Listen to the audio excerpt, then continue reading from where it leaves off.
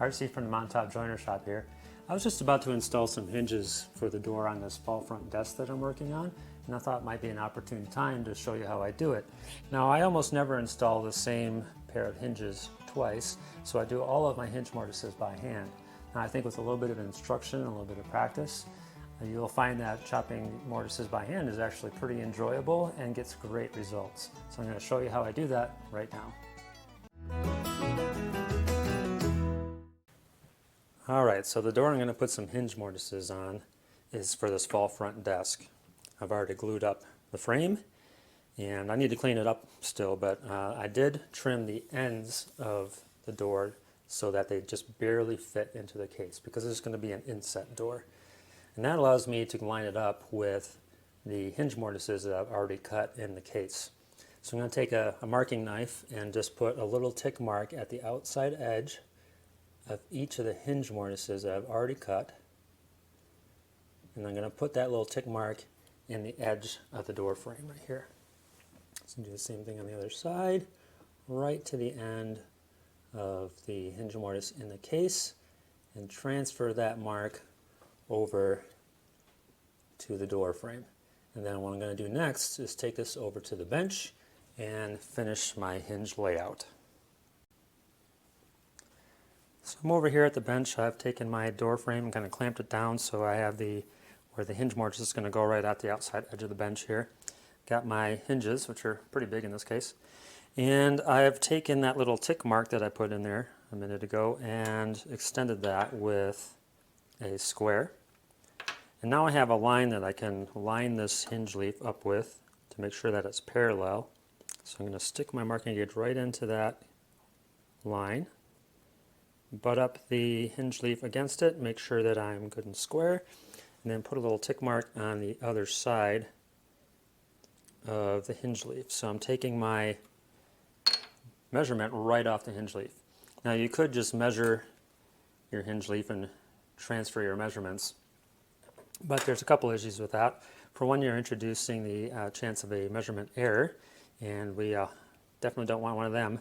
And sometimes, especially if you're working with a cheaper hinge, they might actually vary in terms of their width and thickness for that matter.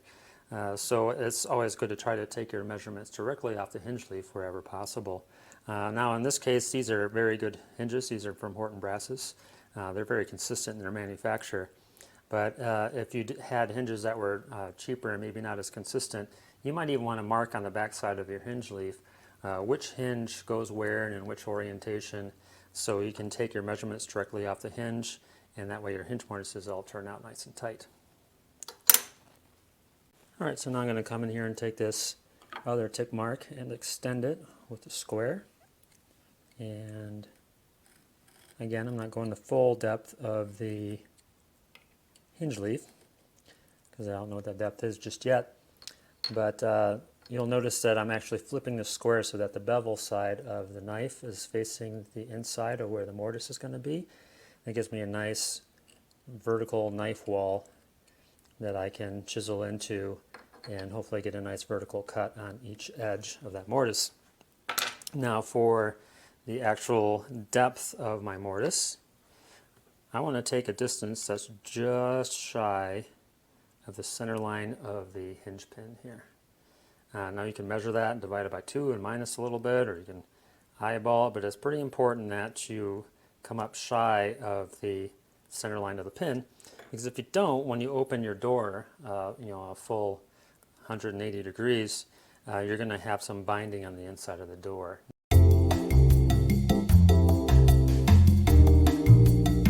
Now you can always trim some of the door away later to correct that. But you can save yourself a little bit of work down the road there, but by just getting that measurement just shy of that center line. So I'm going to come in here, and between those two lines I'm going to put my marking gauge line. Again, nice and deep. And now I'm in a position to extend those knife lines to meet the back side of the mortise. So I'm going to come in here again.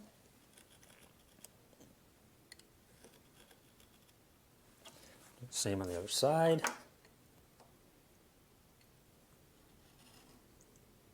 nice and deep. And then I'm going to mark the depth of the mortise, which is, of course, the thickness of the hinge leaf. So I'm going to come in here and take it, again, directly off of the hinge itself. And then between these two lines, I'm going to mark the depth of the hinge. And then I'm going to have to come back in afterward and carry these lines over to the front side right here. So grab another square, get down low, put my marking knife right into that gauge line and bring my square up to it and extend down to that baseline there. I have to do the same thing on the other side, and then we'll get to chopping. Okay, so basically the first thing I want to do here is deepen my knife lines. So I'm going to come in here and just kind of pare right into those knife lines, remove a little bit of material right up to the edge, and come in here with a mallet and deepen that just a little bit. Now I'm not really pounding super hard on this because if I do that, it's actually going to kind of deflect off the bevel of the chisel here and move my line back. And I can tolerate to that, that to a certain extent, but I don't want it widening the mortise so much that the hinge leaves kind of fit sloppy in there. So keep deepening it, and I like to make these actually really deep. So I'm just going to keep on going. I'll go till I'm almost at the full depth of the mortise. And now that I have a little bit more on this side of the knife line to kind of back up the chisel, I can start hitting it a little bit harder, make my lines a little bit deeper with every pass with the mallet. So.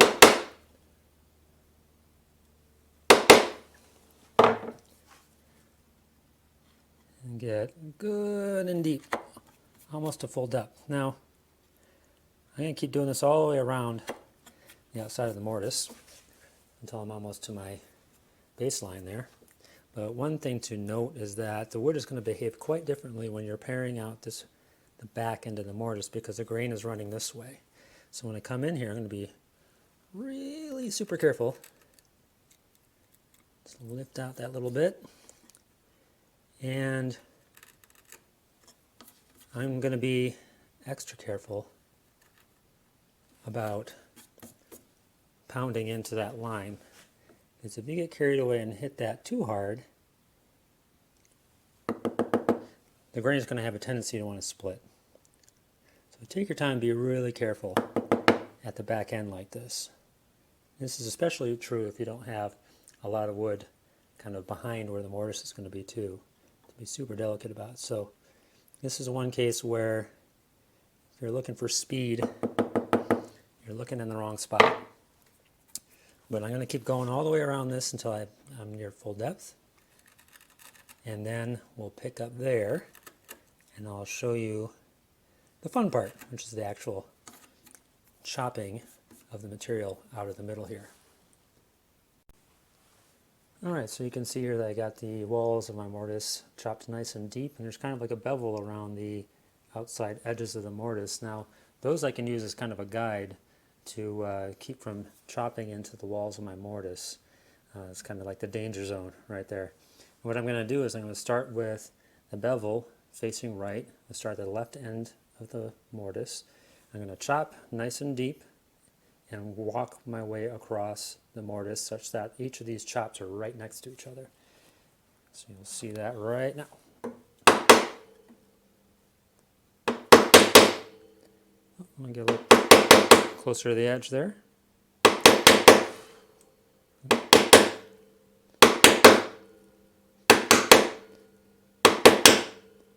You can see I'm leaning my chisel forward a little bit. That actually kind of levers out the material with each successive chop.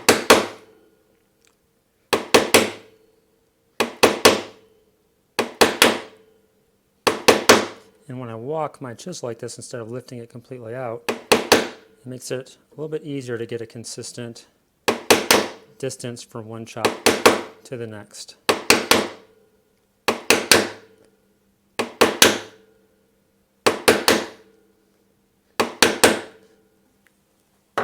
And you can see all my chops here. I'm already able to pull a lot of this material off. But I can come in here and pare that out as well. Like that. And out it comes. Now, if you're working with a hinge that has a thinner leaf on it, you might already be close to full depth at this point. But in my case, I have a very thick leaf, and it's also very deep, so I actually have to do a second row back here to get that material out. And here I have to be careful not to let the corner of the chisel end up over that back line. Again, I'm kind of watching that bevel and making sure I'm not too far into the danger zone.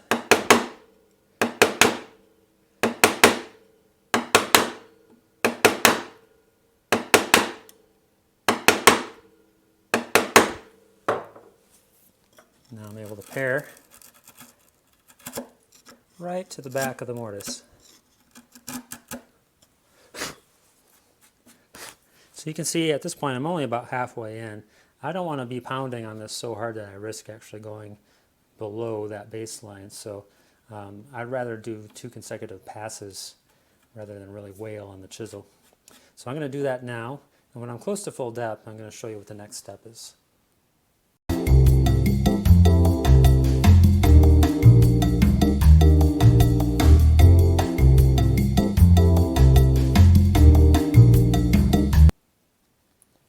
Alright, so now I'm at near full depth. You can see there's my baseline right there. There's just a little bit of material above it. At this point I might actually normally get out a router plane and just take those little bites out and pare it back until it's nice and smooth and to full depth. That gives you a very consistent depth that's coplanar with the surface of the wood. That's what you would normally do, but in this case, this hinge isn't of even thickness all the way through. If you take a close look at it, it's actually got a tapered hinge leaf, which means that this mortise needs to be deeper at the front than at the back. And the only way I know to do that is just to wing it with your chisel and pare that out. So I'm going to come right into where the baseline is. I'm going to set my chisel right into that knife line and chisel ever so slightly upward from there.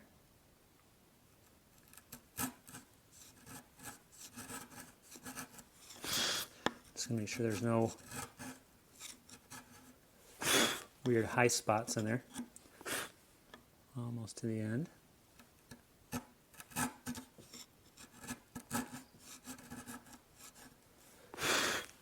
And now I'm just going to check the fit. This is one of those moment of truth type situations. There we go. Nice and flush at the back, so I know I'm good there, but the front is still a little bit high, so I'm going to come in here and try to get just a little bit more off of it.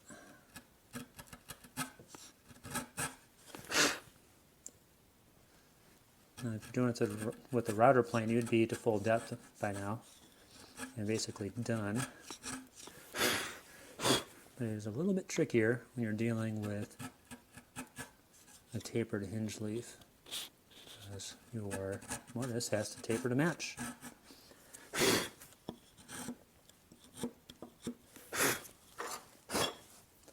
And just rinse and repeat until you get there. Ooh, that's dang close. That is real close. Almost there, man. You'll remember when I originally took my measurement off of the hinge leaf that I actually took it from this part of the hinge leaf. You can see that very well. That's actually the thin part, so that's why my baseline is actually not deep enough. So how about that? I goofed up on camera, no less. And now I've saved it for all of posterity to see what a terrible, terrible furniture maker I am. But that is okay. I am human after all. Let's see how we're looking here. Ooh. All right then. Really good here on the left. Just need to go a little bit deeper at this end. I almost got it.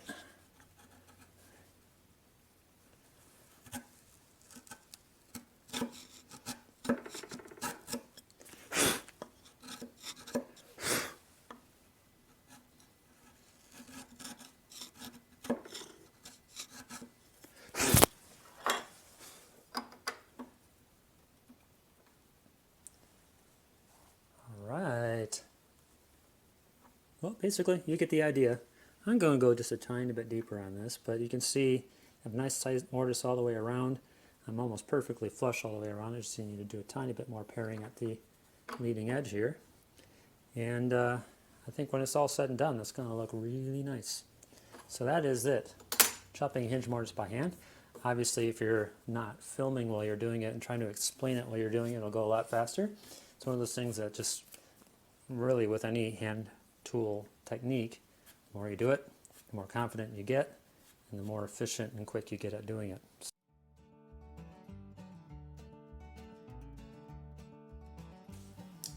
Now, if you like what you saw here, please hit like and subscribe. It would help me out a lot.